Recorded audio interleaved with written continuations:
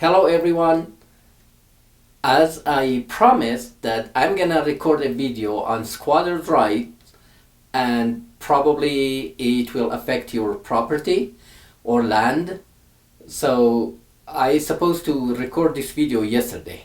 However, I was sick and I'm still sick, and sorry that my sound is muffled. But I thought it's better to record it today because I was waiting to see if my voice gets better, but looks like not. And so I decided to record it today instead of waiting for another day or two, and maybe my voice will be totally gone. So there is a squatter's right in any state in the United States, and state by state is different. The law is different. The right is different.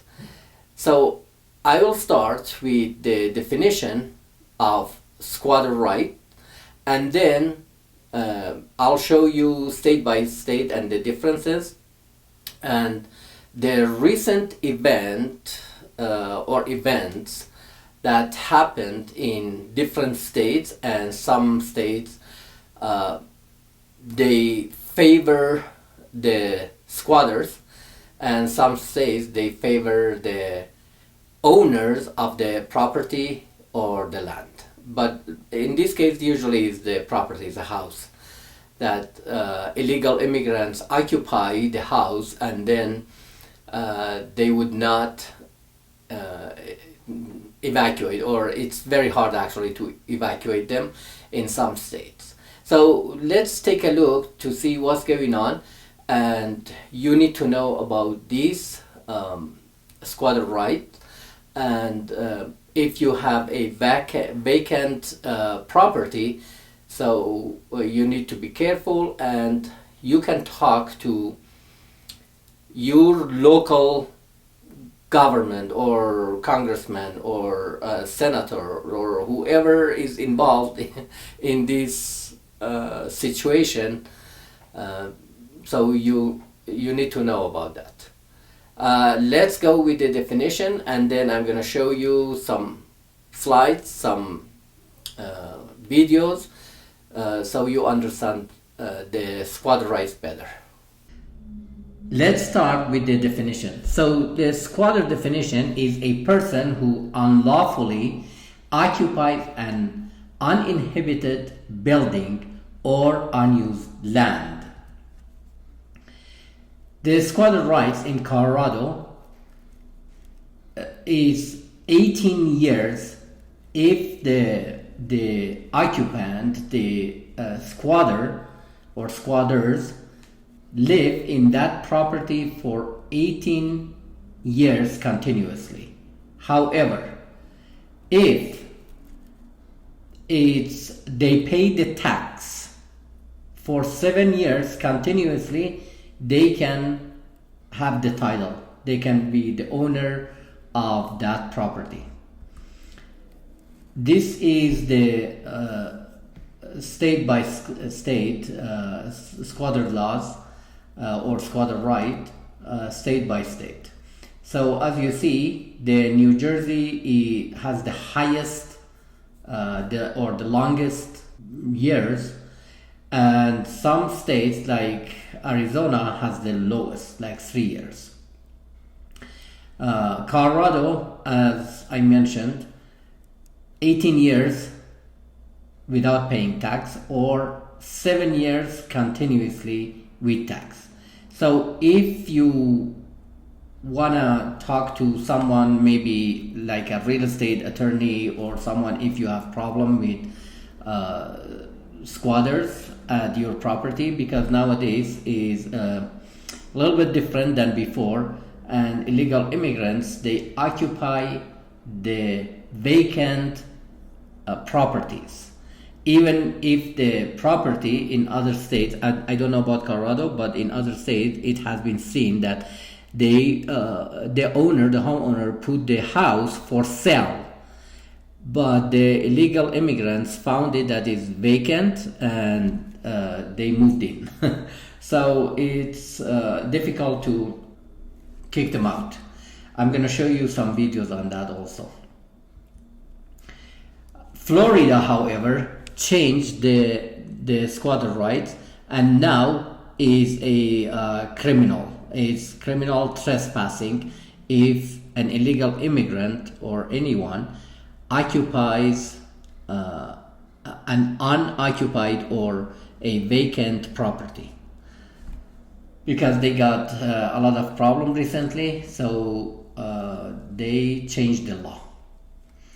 Okay, so now let's see a couple of videos, short videos, to see what's going on with the squatters, the illegal immigrants, and how they occupy the vacant property, and how the property owners are fighting back. In some states, as I said, the government favor the illegal immigrant. In some states, they favor the property owners.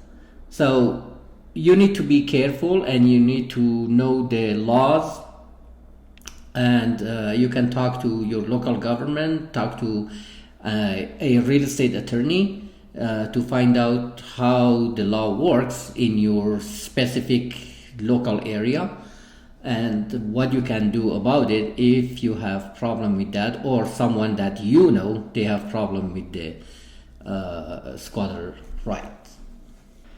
The migrant influencer who has been encouraging migrants to come to the United States illegally and squat in the homes of U.S. citizens has been on the run from immigration authorities, the Post has learned. Mi gente, he pensado invadir una casa en United States. Leonel Moreno, who is a Venezuelan national, crossed the southern border into Eagle Pass, Texas in April 2022.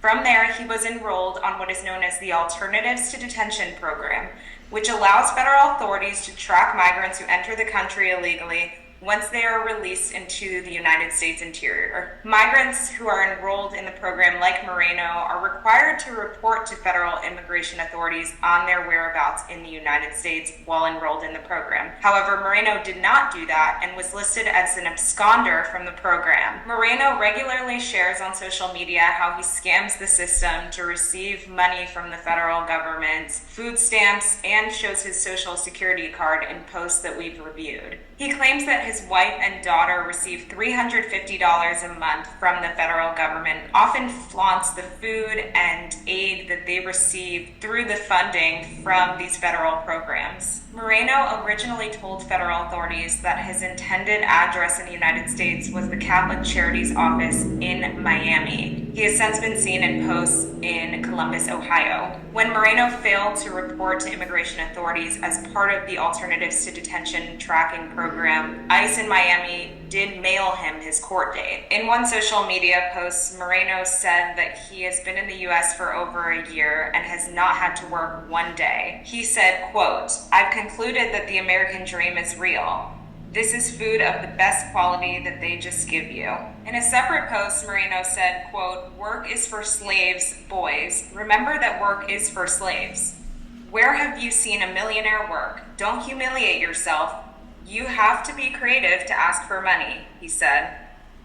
Caught on camera, it is a scene that highlights how some homeowners across the country are battling squatters who try to use the law to take control of a property. Trevor Alt is here with the story. Good morning, Trevor. Good morning, Rebecca. So these headlines come as the NYPD says a homeowner was actually murdered by a pair of squatters that she walked in on. And officials want to avoid potentially dangerous confrontations. But the process of legally removing a squatter can be extremely frustrating and expensive and time-consuming. And some homeowners, like the one we're about to see, are fed up. You shouldn't be trying to steal my house. Yes, you are. This morning, a squatter standoff caught on camera by our station WABC. There's a man sleeping right there. Get out of my house. Adele Andaloro says she inherited this New York City house, but a group of people moved in and changed the locks. The NYPD called in, arresting one man. Why is it that I have to leave and he doesn't have to leave? Because technically he can't be kicked out. You need to go to court. But this man, forcing his way back inside, was allowed to stay. He told investigative reporter Dan Krauth he signed a lease in October, though he showed no proof. So how does this all end then? When do you leave? The way it ends is either she pays me my money that I put into the house, pay me the money, and I'll leave, or send me to court, and we deal with the judge in court. In New York City, squatters have tenants' rights after 30 days, making this a landlord-tenant dispute. So when Adele had the locks changed again... You're getting arrested right now? Being arrested. For what? For being in my own home. Police then took her away in handcuffs for unlawful eviction. When it comes to squatters, homeowners across the country have to navigate a slew of laws which vary by state. In Chicago, Danielle Cruz told our station WLS when she tried to sell her home in 2022, a woman moved in claiming to have a lease. So we show up with the cops, and there's a young woman in there with all of her belongings. They said unfortunately they couldn't prove that she was trespassing. We have to go to court and follow the eviction process. But one man is fighting back. I understand you've been squatting at this residence? ABC's Jacqueline Lee met with Flash Shelton, who calls himself the squatter hunter. Is this a growing problem?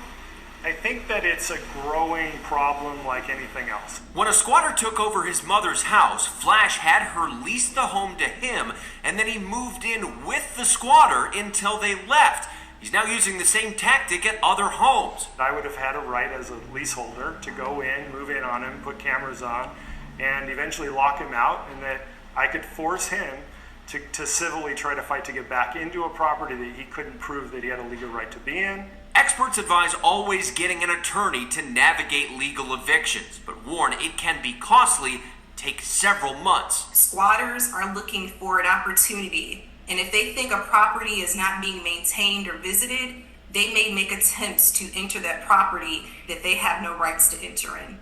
And part of the reason this is even possible is because of loopholes in tenancy laws. For obvious reasons, you can't have a landlord be able to change the locks at any time if there's a person who is staying there. Of course, this process can be maddening, and that New York case at the beginning of the piece, that's still unresolved. She will have to go to court to get those people out of her house.